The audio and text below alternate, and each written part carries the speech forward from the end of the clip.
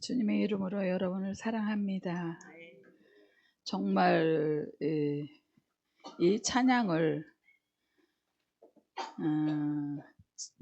은사 정말 잘 나가다가 어느 날 갑자기 수dob할 때 하나님이 내 곁을 떠났는가 싶어가지고 가슴을 치면서 엄청 많이 울었던 생각이 납니다.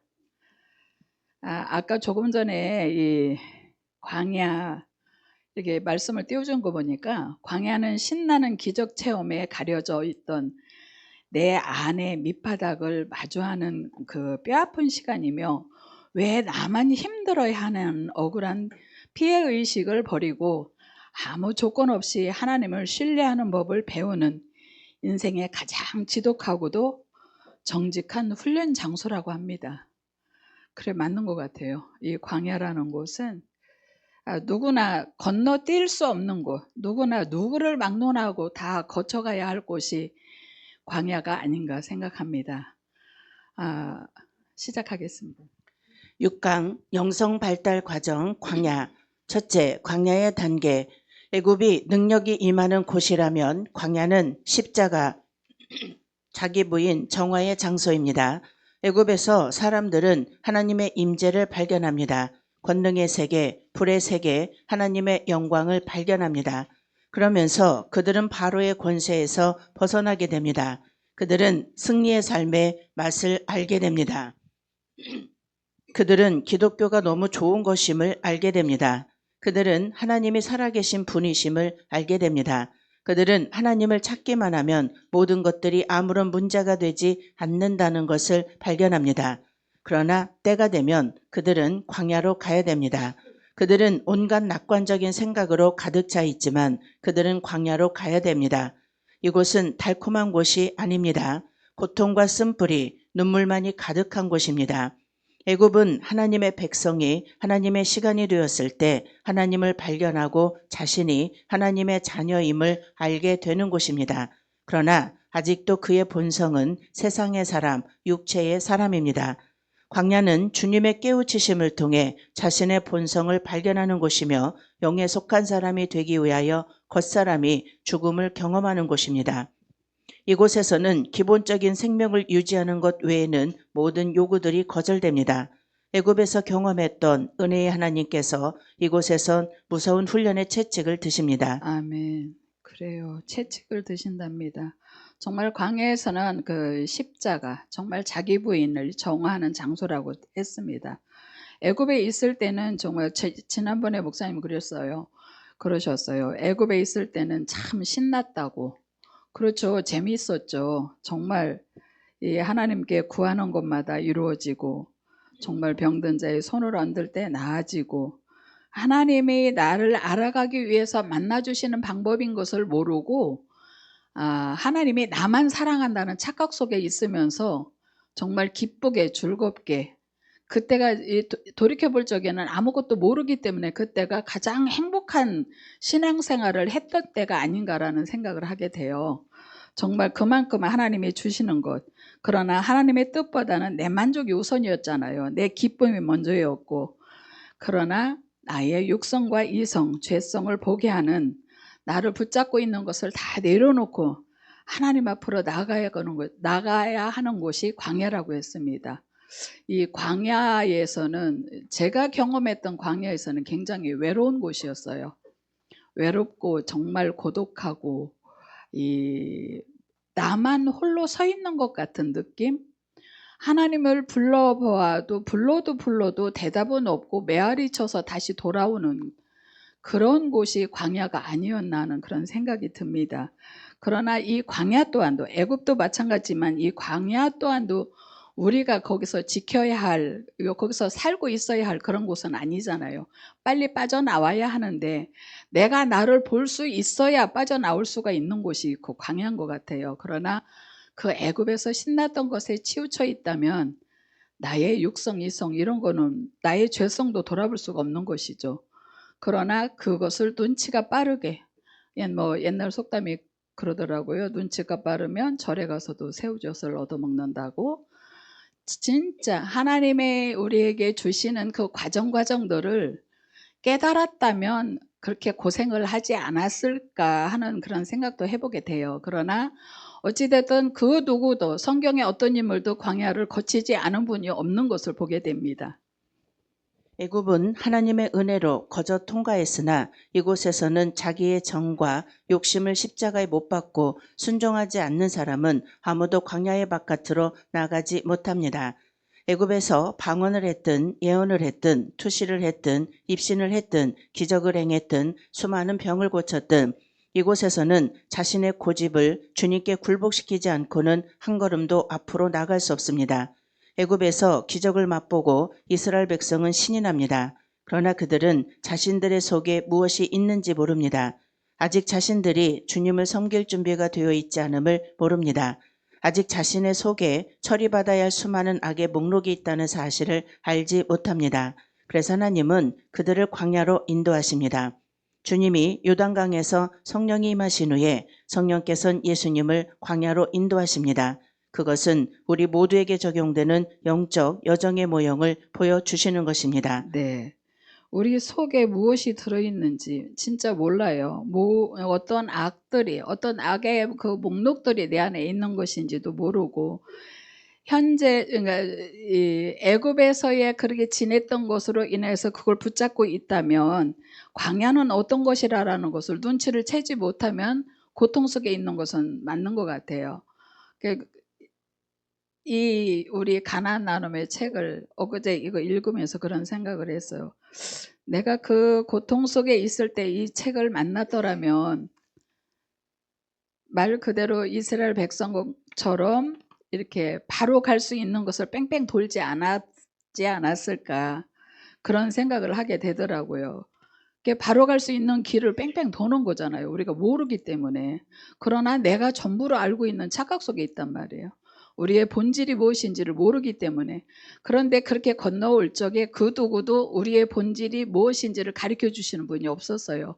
오직 그냥 성령 충만한 것 외에는 우리가 애굽도 더 지나가야 되고 광야도 지나가야 되고 우리가 가나안에 들어가야 된다라는 것을 말씀해 주시는 분이 없어서요. 근데 지금도 마찬가지인 것 같아요. 지금도 저는 모르겠어요. 저는 그렇게 느껴요. 굉장히 귀한 말씀들을 쏟아내지만 그 말씀 속에 지식들만 있지 우리의 영혼을 살려서 우리를 어떻게 내보내고 어떻게 하나님 앞에 바로 설 수 있게 있을까 하게 만들어주는 말씀은 없는 것 같아요. 내노라 하는 목사님들 그거를 들어가 봐도, 그리고 이렇게 공짜로 주는 데도 없어요. 정말 3박 4일 하는 거에 대해서 다 40만 원 50만 원 돈이 들어가더라고요. 그런데 가서 뭘 배우냐? 지식을 배우는 거예요. 우리 머리를 굉장히 단단하게 만들어주는 거예요. 그거 외에는 없는 것 같아요. 그래서 그런 걸 보면서 얼마나 소중하고 귀한 것이 우리 가나안 24강인가 하는 생각을 합니다. 진짜 우리 안에 뭐 이런 목록들을 알 수 있고 볼 수 있는, 우리들의 영을 열어가면서 하나님이 우리를 채찍해가면서 키워나가고 있는 거잖아요. 그렇게 발전해가는, 한 걸음 한 걸음 나아가는 우리가 되었으면 좋겠습니다. 다윗도 요셉도 야곱도 아브라함도 모든 하나님의 사람들은 광야를 통과합니다. 이 시대에도 그 하나님의 법칙은 여전히 모든 사람들에게 적용됩니다. 누구나 약간 애굽에서 약간의 권능과 승리를 맛보고 그 다음엔 참 하나님의 백성이 되기 위해 광야의 훈련을 통과합니다. 물질훈련, 애정훈련, 명예훈련, 성품훈련 등 우리가 애착을 갖고 있는 것을 하나씩 하나씩 십자가를 통과하게 하십니다. 빨리 깨닫고 순종하여 광야 2단계, 3단계 이렇게 발전해가는 사람도 있으며 억울하다, 내가 왜 당해야 돼? 저가 나한테 그럴 수 있어 하면서 오랫동안 광야의 낮은 곳에서 고통당하는 사람도 있습니다. 다윗은 사무엘을 통하여 성령의 기름 부음을 받고 이날 이후로 여호와의 신에 크게 감동됩니다. 사무엘상 16장 13절에 사무엘이 기름불을 취하여 그 형제 중에서 그에게 부었더니 이날 이후로 다윗이 여호와의 신에게 크게 감동되니라. 사무엘이 떠나서 라마로 가니라. 다윗은 신이 납니다. 이 감동, 이 기쁨, 나는 기름 부은 왕이 될 거야. 그러나 그는 광야로 갑니다. 그에게 사울의 창이 날아옵니다. 그는 왕자에 오르는 대신에 굴 속으로 도망갑니다. 사무엘상 24장 3절에 길가 양의 우리에 이른즉 굴이 있는지라 사울이 그 발을 가리우러 들어가니라. 다윗과 그의 사람들이 그 굴 깊은 곳에 있더니 네. 다윗이 기름 부음을 받고 왕이 될 때 정말 얼마나 신이 났을까. 그러나 그도 광야를 갔다고 했어요. 광야를 간다고 그랬어요. 광야는 하나님이 손으로 우리를 빚으시는 곳이 그런 훈련 장소가 아닌가 저는 생각을 해봐요.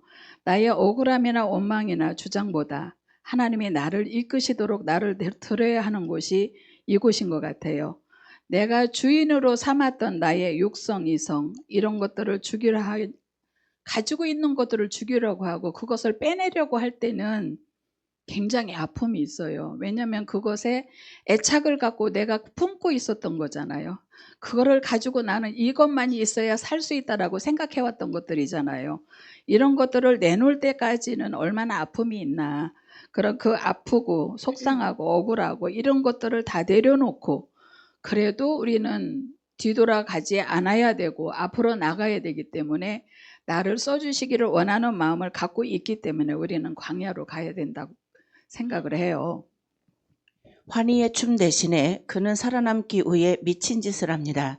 사무엘상 21장 10절에서 15절에 그날에 다윗이 사울을 두려워하여 일어나 도망하여 가드왕 아기스에게로 가니 아기스의 신하들이 아기스에게 고하되 이는 그 땅의 왕 다윗이 아니니까 무리가 춤추며 이 사람의 일을 창화하여 가로되 사울의 죽인 자는 천천히요 다윗은 만만히로다 하지 아니하였나이까 한지라.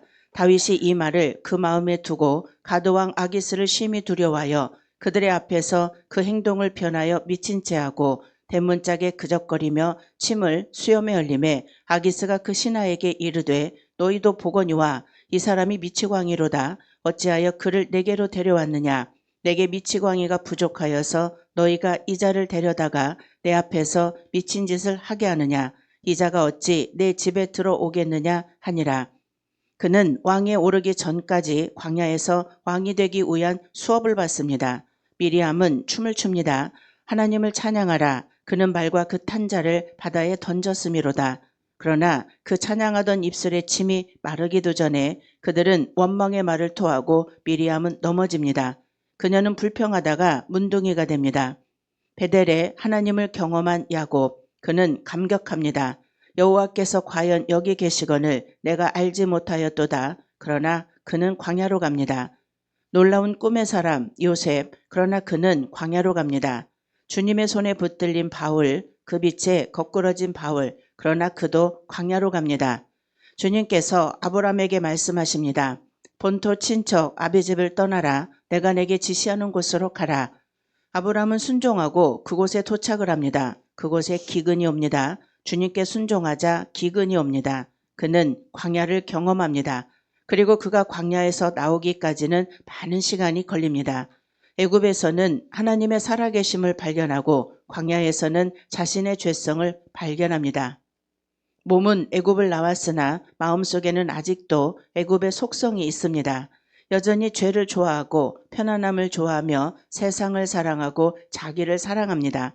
주님의 뜻을 좋아하지 않으며 나의 뜻, 나의 성향, 나의 취향을 사랑합니다. 그러나 광야의 땅은 이러한 모든 땅의 성분을 죽이고 가나안의 요소, 하늘의 성분을 사모하게 하는 장소이므로 이기심, 고집, 정욕, 불순종, 자기 연민, 원망 등이 다 죽을 때까지 아무도 이곳에서 벗어나지 못합니다. 네, 그래요. 하나님의 살아계심을 발견하고도 우리는 광야로 가는데 나의 죄성을 발견해야 되는데 애굽에 있던 속성들이 아직도 내 마음에 남아있기 때문에 사실은 그런 그곳에서 좋았던 것, 나의 뜻, 나의 성향, 나의 취향 이런 모든 것들을 내가 사로잡고 있고 내 마음에 간직하고 있기 때문에 빠르게 광야로 나가는 것을 주춤주춤 할 수밖에 없었던 것 같아요. 생각해 보니까. 그러나 이 모든 성분을 죽이고 나아가는 것, 그래 가나안 요소, 하늘의 성분을 사모하는 이런 장소라고 여기도 말씀하셨어요. 그리고 이기심, 고집, 정욕, 불순종, 자기 연민, 원망 등 이런 것이 다 죽을 때까지 아무도 이곳에서 벗어나지 못합니다라고 했습니다. 그래요. 앞에 있는 선지자들도 이것을 벗어나지 못했는데 우리가 그걸 벗어날 수 있는 건 아니잖아요. 그러나 그것은 어찌 됐든 나의 이성 육성을 죽이지 않으면 넘어가지 못하는 곳이기 때문에, 그래서 광야를 가려면 나의 모든 죄성을 다 죽일 수 있는 것까지. 그럼 그렇게 죽일 수 있는 것은 뭐가 있어요? 하나님 말씀밖에 없어요. 근데 제가 아까 번데기를 먹다가 문득 생각이 나는 거예요. 성질이 급해가지고 내가 요지로 찍지 못한다니까 수저로 갖다 먹으라고 그래. 그런데 제가 이 번데기를 생각하면서, 이 애굽은 그 아름답게 이렇게 막 포장하고 정말 이쁘잖아요. 뭐든지 하나님 이끄시는 대로 순종하며 나아갈 수 있으니까. 이 광야는 번데기가 아닌가 하는 생각이 들었어요. 모든 것이 쪼글쪼글해요. 진짜 죽을 맛인 거예요. 그거는 그 죽음으로 인해서 나를 들여야만이 하나님이 나를 이끄시고 나를 살리잖아요. 가나안으로 이끌어가잖아요. 근데 내가 살아있으면 하나님은 뒷짐지고 계신다고 생각을 해요. 저는. 그래서 내가 얼마나 죽었을까 라를 말씀 안에서 오직 말씀만 바라봐야 된다라는 거. 그래서 한 주간 동안 저도 이 말씀을 보면서 그런 생각을 했어요. 목사님 새벽 말씀 주심을 갖고 이렇게 하면서 그리 하다가 이제 갑자기 점심 먹고 나서 목사님하고 그런 얘기를 했어요. 밥을 너무 빨리 먹는데 이게 원인이 어디에서 나왔는가를 한번 생각해 보라는 거예요. 밥 먹다가. 근데 원인이 어디서 나왔는가를 모르겠더라고요. 왜냐면 똑같이 둘이 앉아서 밥을 먹는데 목사님은 반절도 안 들어갔는데 나는 수저 놓고 얼굴 쳐다보고 앉아 있는 거예요. 얼마나 빠른지. 그래서 그러면서 원인을 찾으래요. 그 원인을 찾아서 다시 그거를 훈련을 하라는 거예요. 그러면서 원인을 찾게 하다가 이제 둘이 서로 똑같이 원인을 찾아갔어요. 목사님은 또 이렇게 뭔가 이렇게 딱딱딱딱 적어서 틀에 딱 맞게 하는 거를 또 좋아해요. 저는 빨리 먹는 거를 좋아했고, 그래 원인 찾기 둘이 하다가 하는 얘기가, 옛날에 어떤 그 서장님 밑에서 이렇게 일을 하다 보니까 오늘 저녁 때까지 이렇게 다 하고 이거 싹 정리해서 딱 올려라 이렇게 한대요. 굉장히 무서웠대요. 그분을 따라서 그렇게 하려고 하다 보니까 그게 몸이 빼어져 있었다. 그래서 지금도 그렇게 성질이 급한 내가 되었다라고 얘기를 하더라고요. 그러면서 이제는 조금씩 이렇게 자기가 본인이 이제 릴렉스를 하겠대요. 그렇게 하면서 조금씩 갈 테니까 그때까지 좀 기다려 주래요. 그래서 저도 그랬어요. 좀 원인을 찾았어요. 그래서 나도 이제 조금, 그러니까 하나 먹고 이 박소연처럼 목을 닫는 훈련을 해야 되는데 목 닫는 게 어떤 건지를 모르겠더라고요. 그 박소연 씨는 이 발레를 했기 때문에 계란 한 개를 하루 종일 씹는데요. 계란 한 개를. 그러니까 발레하니까 살이 찌면 안 되니까 단백질을 먹어야 되기 때문에 그거 하나를 갖고 하루 종일 씹는데요. 근데 어떻게 그럴 수 있냐, 침이 나오는데 라고 하니까, 침 나오는 거 상관없이 목만 닫으면 된대요. 근데 그 목 닫는 비결을 모르겠는 거예요. 그걸 물어보고 싶더라고요. 그럴 정도로. 그렇게 모든 것이 이렇게 보면 우리 훈련도 마찬가지잖아요. 모든 것이 이렇게 훈련이 되어지지 않으면 할 수가 없는 거예요. 발레하는 사람은 살이 빠져야 되잖아. 날씬해야 되잖아. 그렇기 때문에 그 훈련을 한 거야. 그 사람은. 근데 우리도 마찬가지잖아요. 우리가 가나안에 들어가려면 훈련을 해야지. 훈련 없이는, 이 광야의 훈련 없이는 건너뛸 수가 없는 거기 때문에, 그래서 철저한 훈련, 나의 죄성을 다 죽이고 그 하나님이 이끄시는 대로 내 속에 있는 모든 것들을 다 내려놓고 하나님이 이끄심에 말씀 붙잡고 나아가는, 그것도 훈련이지 하루아침에 그게 안 돼요. 옛날에는 말씀 보면은 이렇게 잠이 오는, 말씀만 붙잡으면 잠이 오더라고요. 요새 저녁에 잠이 안 오는데, 근데 말씀을 붙잡아도 저녁에 잠이 안 와요, 요새는. 근데 그 시절에는 그러더라고요. 그럴 정도로 모든 것이 우리가 훈련이죠. 훈련 없이 되어져 가는 것이 없더라는 거예요. 광야 단계에 있는 사람은 항상 자신이 옳다고 생각합니다. 자신이 많이 안다고 생각합니다. 그래서 그는 쉽게 남들을 비판합니다. 자신의 뜻에 맞지 않으면 하나님도 비판합니다. 그러나 그는 자신이 항상 맞는 것 같은데 되는 일이 없습니다. 그래서 그는 항상 억울합니다. 그러므로 하나님을 원망합니다. 이는 그의 영적 발달 단계의 이해의 수준에 머물러 있기 때문입니다. 이 수준에서는 모든 것을 다 아는 것 같은데 실상은 거의 없는 단계입니다. 누구든지 억울함과 원망이 가슴에 많이 쌓여 있다면 그는 결코 이곳을 벗어날 수 없을 것입니다. 오직 하나님 주님께 감사하고 굴복하고 순종할 때만 그는 그곳에서 나갈 수가 있습니다. 초신자 때는 기도하는 것마다 응답받지만 조금 시간이 흐르면 모든 것이 거꾸로 됩니다. 내 뜻대로 되는 것이 하나도 없습니다. 당신의 기도가 막히고 주님의 달콤함이 사라진다면 특별한 죄도 발견되지 않는데 주님께서 당신을 매몰차게 다루신다면 당신은 지금 광야의 문턱에 있을 것입니다. 잠시 주님께서는 당신에게서 국류를 제거하시고 당신의 어떤 부분을 다루실 것입니다.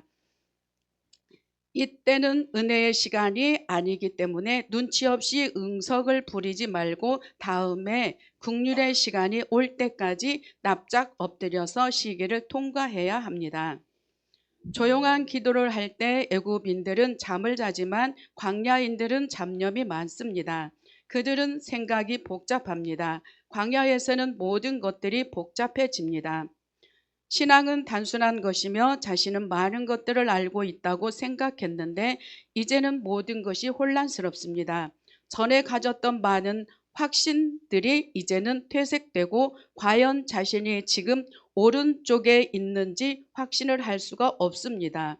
도대체 하나님의 뜻이 무엇인지 어디에 있는지 혼란에 빠지게 됩니다. 그래요. 하나님이 우리를 이끄시려고 훈련하는 것인데 정말 그런 것들을 미리 알았더라면 그런 고통 속에 있지 않겠지만 그런 걸 몰랐기 때문에 나중에는 확신까지도 들지 않아요. 정말 저 같은 경우는 하나님 내 옆에 계신가? 라고 하면서 하나님 제 옆에 계십니까? 라고 물을 때가 굉장히 많았어요. 기도하다가 어느 이렇게 기도를 막 하다 보면은 나의 이 원망, 불평 아니면은 내가 현재 있는 처한 곳에 고백을 하다가 정말 듣고 계신가라고 확인을 하면서 하나님이 정말 제 기도를 듣고 계십니까? 사실 그때 기도는 요구 기도잖아요. 그럼에도 불구하고 그 요구 기도인 걸 모르고 하나님 앞에 나는 그렇게 기도한다라고 생각을 했고 또 그렇게 기도를 해서 내가 얻어져야 된다라고 그렇게 저희들은 배웠어요. 저는. 그래서 기도할 때 아무 응답이 애굽 때는 진짜 생각만 해도 응답이 되잖아요. 그러는데 아무리 불러도 대답이 없기 때문에 하나님 제 곁에 계십니까라고 그래 확인하는 그런 것을 많이 했던 것 같아요. 지금 생각해 보니까. 그러나 기억해야 할 것은 당신이 헤매고 방황하며 이해할 수 없는 순간에도 하나님의 가르치심과 인도하심은 계속 이루어지고 있다는 것입니다. 당신의 이해가 흔들리는 것과 한 교육의 과정으로서 당신을 새로운 깨달음과 빛의 세계로 인도하시는 것이며 점차 당신이 자신의 이해가 아닌 그분에 대한 신뢰로서 길을 걸어갈 수 있도록 이끄시는 것입니다. 네. 하나님께서 말씀하시는 것을 이해하려고 하지 말고 신뢰하라고 했어요. 이게 목사님도 말씀하셨고 정말 하나님 말씀 안에서 우리가 신뢰성이 떨어지면 신뢰가 잃고 나면은 다시 회복되는 것이 쉽지는 않잖아요. 그냥 하나님의 말씀은 지식이 아니기 때문에 영성으로 은혜로 살아봐야 한다고 말씀하셨거든요. 근데 정말 우리가 그 말씀을 부여잡고 살아가는 것이 어떤 것인가를 가르쳐 주는 것이 이 애굽이 아닌가라고 생각을 해봅니다. 그러나 하나님을 깊이 알아가는 과정 속에 있지만 이 또한 훈련이요. 이 말씀을 부여잡고 나가는 우리가 되어야 될 줄 믿습니다. 누가복음 23장 39절에서 43절 말씀. 달린 해각자 중 하나는 비방하여 가로되 내가 그리스도가 아니냐 너와 우리를 구원하라 하되 하나는 그 사람을 꾸짖어 가로되 내가 동일한 정죄를 받고서도 하나님을 두려워 아니하느냐 우리는 우리의 행한 일에 상당한 보응을 받는 것이니 이에 당연하거니와 이 사람의 행한 것은 옳지 않는 것이 없느니라. 가로되 예수여 당신의 나라에 임하실 때에 나를 생각하소서 하니 예수께서 이르시되 내가 진실로 내게 이르노니 오늘 내가 나와 함께 낙원에 있으리라 하시니라. 이곳을 통과하기 위해서 우리는 침묵을 배워야 합니다. 단순히 소리의 침묵이 아닌 마음의 침묵, 의지의 침묵을 배워야 합니다. 어떤 변명도 자기 연민도 자기 합리화도 여기서는 용납되지 않습니다. 주님의 뜻과 인도하심에 오직 침묵으로 나아가야 합니다. 아멘. 우리는 할 말이 너무 많아요. 할 말이 많은데도 불구하고 이 과정에서 목사님이 그랬어요. 여기다가 우리는 침묵을 배워야 한다. 그래요. 침묵, 입으로 말하는 침묵뿐이 아니라 마음의 침묵, 의지의 침묵, 어떤 변명도 자기 연민도 자기의 합리화도 여기서는 용납되지 않는다라고 그랬습니다. 그래요. 주님의 뜻이 주님의 뜻에 인도하심에 우리는 침묵으로 나가야 되는데 사실은 침묵으로 나가면서도 때로는 이렇게 묻기도 하고 정말 이게 맞는가요? 라고 할 때도 많이 있습니다. 그럼에도 불구하고 침묵으로 나가라. 하나님이 이끄시는 대로 순종해라 라고 하는 것이죠. 그 말씀 속에서 우리가 하나님을 발견하고 우리 하나님이 이끄시는 대로 우리는 나아가야 됩니다. 많이들 피곤하신 것 같아요. 눈두꺼이 많이들 무겁네요. 그것이 나의 기준에 맞는 것이든 아니든 내가 가장 싫어하는 것이든 아니든 내가 가장 할 수 없는 할 수 없는 것이든 아니든 간에 오직 순종과 침묵으로 나아가야 합니다. 도살장으로 끌려가는 어린 양과 같이 털 깎는 자 앞에 잠잠한 양과 같이 우리는 그저 조용히 걸어가야 합니다. 어떤 일을 겪어도 십자가 옆에 강도와 같이 우리는 마땅히 받을 것을 받는다고 고백해야 합니다. 왜 그렇게 상처받는 사람들이 많고 왜 그렇게 억울한 사람들이 많을까요? 그것은 그들이 아직 광야에 있으며 아직도 그들의 마음 높은 곳에 있으며 참된 깨달음을 얻지 못했기 때문입니다. 이 우주 안에서 진정 억울하고 상처받은 사람이 있다면 그분은 오직 예수 그리스도 한 분뿐입니다. 그렇습니다. 억울한 분은 우리 예수님밖에 없어요. 근데 지금 눈두꺼이 무거운 것도 이게 광야를 가기 때문에 힘들어서 그래요. 진정한 하나님의 말씀을 만나지 못했기 때문에 너무 무거운 거예요. 이게 눈두꺼 무거운 거는 천하장사도 못 이긴다고 했어요. 저 이해합니다. 광야가 이렇게 힘이 들다는 거예요. 우리 모두가 건너가기가. 그렇잖아요. 그래 한 걸음 한 걸음 진짜 아버지가 듣고 계신가 확인도 하면서도 그 확인이 안 되잖아요. 우리가 부르짖어도 응답도 없단 말이에요. 그러니 거기다 대고 또 침묵까지 배우라고 하잖아요. 침묵을 하려니 어떻게 해요? 입이 다물어지면 눈도 다물어지는 거예요. 감기는 게 아니라 다물어지는 거예요. 그러니까 우리가 광야를 가는 것이 이만큼 힘들다라는 것을 여러분들이 다 보여주고 있습니다. 훈련을 통하여 고집과 육성이 굴복될수록 그는 광야를 벗어나게 됩니다. 사소한 것에도 주님께 굴복되며 자기의 의견을 버리고 원망을 버리고 오직 주님의 뜻을 구하며 감사하고 순종하게 될 때 그는 광야에서 서서히 나가게 됩니다. 애굽도 신앙의 본질이 아니지만 광야도 신앙의 본질이 아닙니다. 이곳은 가나안에 입국하여 참다운 신앙생활을 할 수 있도록 훈련받는 귀한 믿음의 학교인 것입니다. 부디 주님께 온전히 순복함으로 이 과정에서 벗어나십시오. 광야를 벗어나 새로운 영역으로 들어갈 때 당신은 진정한 믿음과 영광의 세계를 경험하게 될 것입니다. 아멘. 광야가 그만큼 이 훈련이 얼마나 힘들면 학교라고 하겠습니까? 광야의 훈련 학교라고 했습니다. 이 영적인 세계는 실력을 키워야 한다고 하셨어요. 그러므로 우리는 주님께 굴복하고 감사와 순종하는 삶이 되면 광야로 우리 모두가 나아갈 수 있지 않을까 생각을 해요.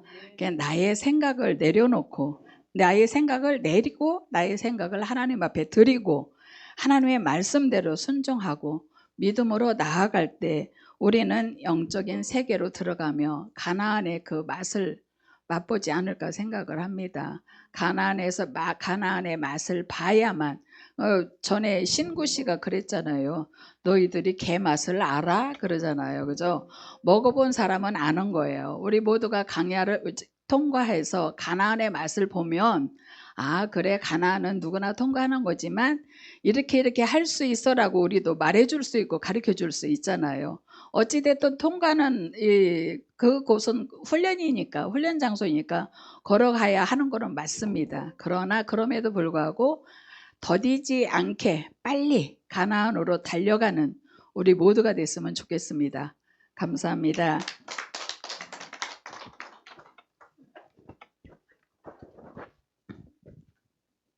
잘하셨어요.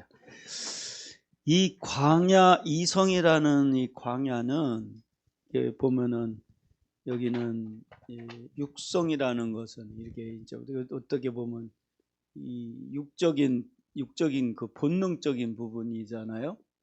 그리고 여기는 이성이라는 것은 우리의 그 생각이고 지식이고 이제 이런 부분이란 말이에요. 근데 이 영성이라는 거는 이거는 이제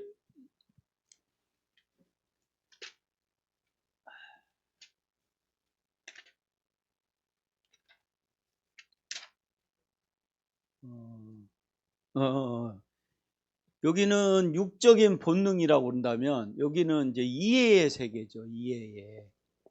그런데 이 가난이라는 영성의 세계는 이제 신뢰죠. 신뢰. 그러니까 우리가 본능적으로 살고 이해하려고 사는 게 아니라 신뢰가 가난이라는 거예요. 여기가. 신뢰까지 가야 되는 거예요. 신뢰. 믿어주는 거죠. 그러니까 이게 신뢰가 돼야 되는 이유가요. 신뢰가 돼야 순종이 돼요. 이해돼서 순종하는 게 아니에요. 신뢰 차원까지 가야 순종이 돼요. 응? 그러니까 어떻게든 이 신뢰 수준까지 우리가 올라가는 게 굉장히 중요해요. 그러니까 이 본능적으로 사는 것도 끝내고 이해하는 것 갖고 사는 것도 끝내고 이해가 안 돼도 신뢰로 가는 게 가나안이에요. 신뢰까지 가야 돼. 응? 그리고 아까 여기 이제 이 평강이라는 시간을 갖고 있어야 육성과 이성을 통과한다고 했죠. 평강. 그런데 이 평강의 이 방어 시스템이 평강이 유지되려면 방어하려면 포기를 해야 되고 그리고 뚫고 나가려면 순종을 해라. 근데 이 방어 시스템은 모든 문제를 풀려고 하는 것을 포기해야 된다. 그런데 순종하면 포기하는 게 아니라 답이 보여. 오히려 방법을 알려고 하나님 푼다고 했어요. 그런데 여기 오늘 이제 이번 강의에 뭐라고 나왔냐면 이 포기라는 수준에서 마땅히 받아야 될 것을 받고 있다. 이게 이제 굉장히 중요한 얘기인 것 같아요. 이게 무슨 말이냐면 내가 지금 욕 먹는 게 당연한 거야. 에? 우리가 부족한 게 당연한 거야. 내가 고통받고 있는 게 당연한 거야. 이런 식으로 받아들이자는 거죠. 이게. 그러면서 침묵하자는 거예요. 그러니까 방어는 그렇게 해야 방어가 되는 거예요. 제가 여기 앉아서 방어와 공격에 대한 단어를 찾아봤어요. 그랬더니 방어는 뭐냐면 지키는 거라는 거예요. 이렇게. 내가 더 이상 이 어떤 무너지지 말아야 될 거 아니에요. 일단은 그 지켜야 되는 것이 바로 이 방어인데, 그런데 방어와는 반대로 공격은 뭐예요? 능동적으로 공격해 가는 거야 이게. 응? 내가 더 이상 무너지지 않게 되기를 축원합니다. 상처를 받으면 안 된다는 거야. 그러면서도 뚫고 나가야 되잖아. 응? 그러니까 우리가 이 모든 이 포기를 한다는 것은 문제를 해결하려고 하지 않는다는 것은 공격하지 않는 거예요. 반대로 말하면 방어는 공격하지 않는 거야. 지켜내는 거지. 그러나 공격은 뚫고 가는 거예요.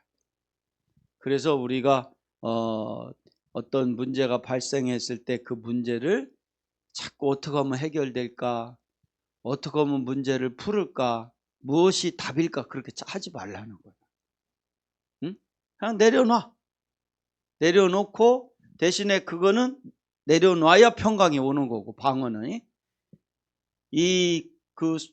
뚫고 나가려니까 순종만 하라는 거야. 하나님 앞에. 그러면 답이 오히려 생긴다는 거죠. 그래서 우리가 이렇게 그래서 가나안은 이해가 아니라 신뢰다. 우리 신뢰로서 가게 되기를 축원합니다. 예.